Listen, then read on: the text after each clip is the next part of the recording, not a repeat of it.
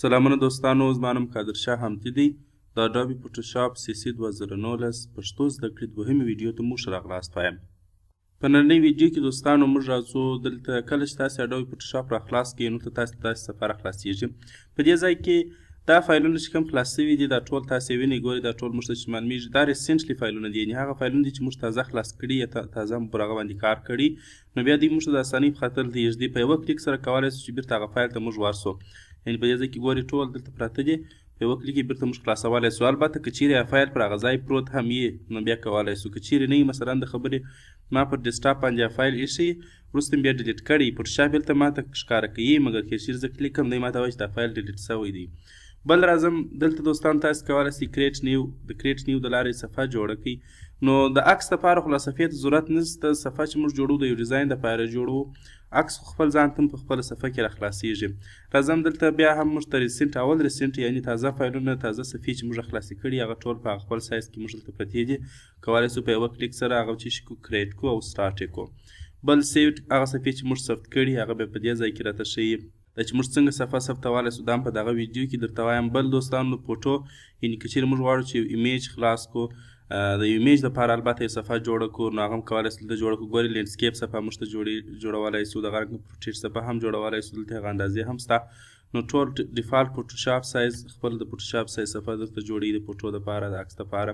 بل د پرنټ صفحې دوستانو، پرنټ صفحه یعنې مثلا موږ غواړو پر A4 باندې چاپ وکړو، پر A3 باندې چاپ وکړو، پر A5 دغه رنګه پر C4 B5 دا ټول د صفحو ډولونه دي، ټول کولی شو هغه دلته په کټ پر خپله صفحه کلیک وکړي. A4 وړه کوم په کار ده په کټ پر دغه A4 باندې کلیک وکړي، دلته A5 هم په کار دلته کلیک کولی شي، A3 دغه رنګه A6.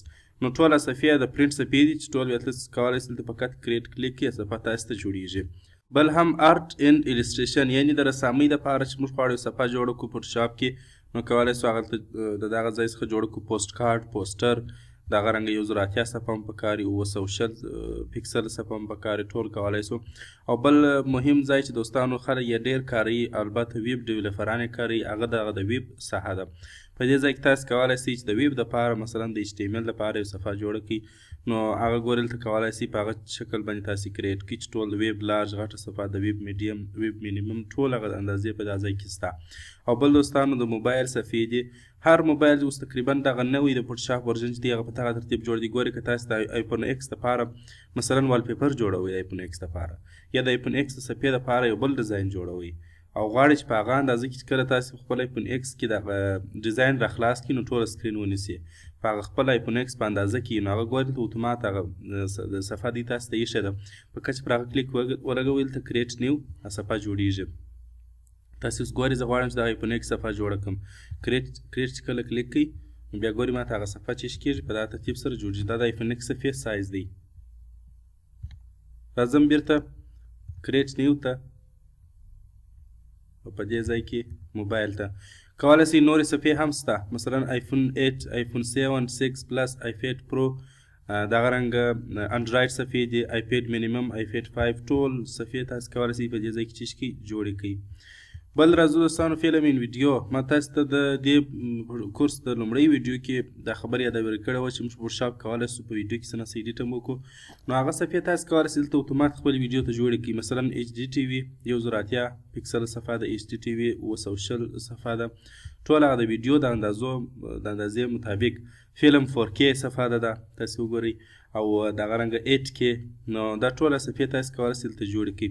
اوس زه راځم زه ورته وایم چې زه غواړم چې خپله یو صفحه کریټ کړم، خپل په خوښه باندې یو صفحه جوړه کړم نو هغه بیا د دغه ساحې د لارې د دغه ځای له لارې موږ کولی شو چې خپله په خوښه یو صفحه جوړه کړو.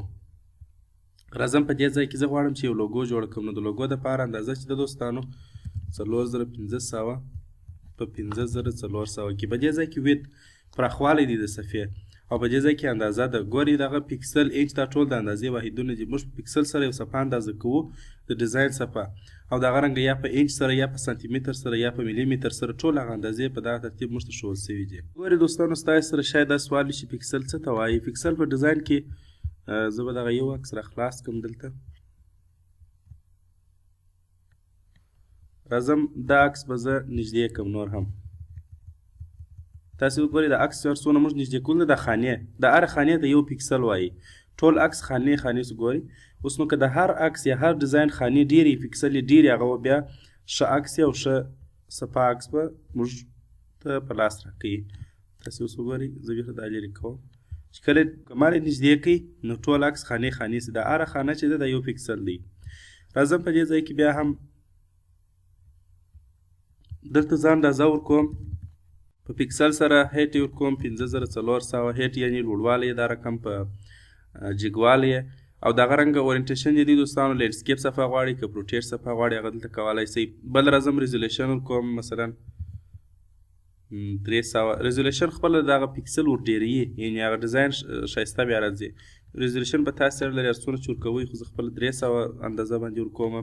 بیا دلته د ریزولیشن اندازه هم د کلر موډ دی په کوم کلر کې تاسې غواړئ RGB کې او بل بیټ دی دغه بیټ کې بیا هر څونه ډېر هغه سایز بیا د ایمیج د ډېرېږي کیفیت یې ښه کېږي. خو عمومي هغه نورمال سایز چې دی هغه 8 بیټه دی.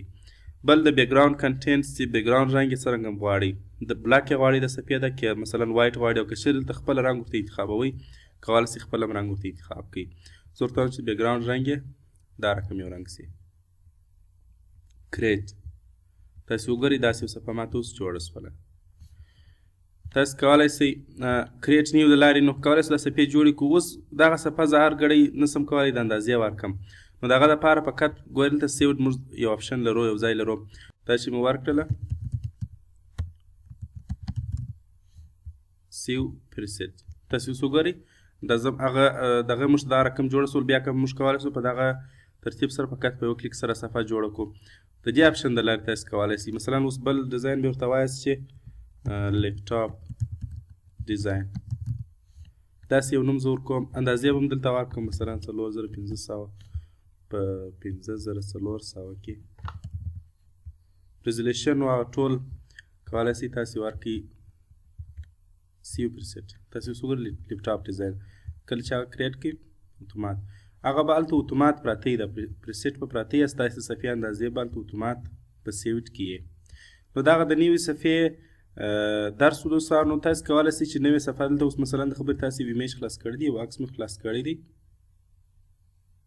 اوس غواړئ نوې صفحه جوړه کړئ کولی سئ د فایل منیو د لارې هم جوړه کړئ. نیو پر دې باندې کلیک ولګوئ دلته هم تاسې ته نوې صفحه اپشن راځي او بل شارټکټ چې دی دوستانو کنټرول ان چې کله پریس کړئ هم تاسې ته همدغه شارټکټ راځي د صفحه راځي په شارټکټ د لارې.